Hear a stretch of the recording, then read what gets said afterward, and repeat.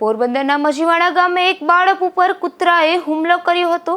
આ હુમલામાં ઈજાગ્રસ્ત બનેલ બાળકને સારવાર માટે પોરબંદરની સરકારી હોસ્પિટલમાં ખસેડવામાં આવ્યો હતો।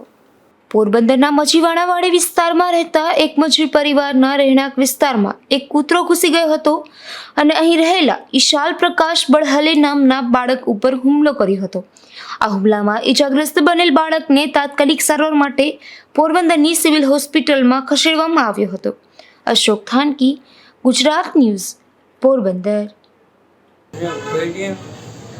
ये हमारा संजय दवानो तो इन्हें चला है बस हम ध्यान नहीं पड़े और आई दौड़ा भागड़े मौका नहीं होता छोकरा एक मोटी छोकरी होती नहीं थी ये तो ध्यान ये तो अंदर करा जाए मोटे